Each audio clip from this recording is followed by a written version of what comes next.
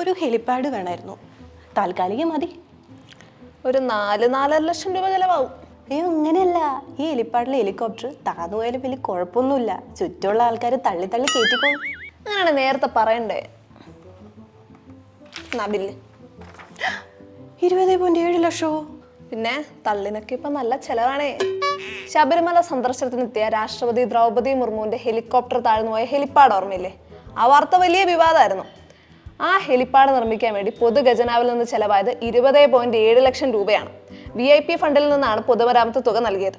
ശബരിമല സന്ദർശനം അടക്കം 4 ദിവസത്തെ സന്ദർശനത്തിനായിട്ടാണ് രാഷ്ട്രപതി ദ്രൗപദി മുർമു കേരളത്തിലെത്തിയത്. ആദ്യം ഹെലികോപ്റ്റർ നിലയ്ക്കൽ ഇറക്കാനായിരുന്നു പ്ലാൻ. പക്ഷെ കാലാവസ്ഥ പ്രതികൂലമായതുകൊണ്ട് പ്രമാടം ഇൻഡോർ സ്റ്റേഡിയത്തിലായിരുന്നു ഇറക്കിയത്. 3 താൽക്കാലിക ഹെലിപ്പാഡുകളാണ് നിർമ്മിച്ചത്. കോൺക്രീറ്റ് ഉറയ്ക്കാത്തത് കൊണ്ടായിരുന്നു ചക്രങ്ങൾ താഴ്ന്നുപോയത്. എന്നാൽ 20.7 ലക്ഷം രൂപ ചെലവിൽ നിർമ്മിച്ച താൽക്കാലിക ഹെലിപ്പാഡിൽ വന്നിറങ്ങിയ ഹെലികോപ്റ്റർ പോലീസും അഗ്നിരക്ഷാ സേനാംഗങ്ങളും ചേർന്ന് തള്ളി നീക്കേണ്ടി വന്നല്ലോ എന്ന് ആലോചിക്കുമ്പോഴാണ്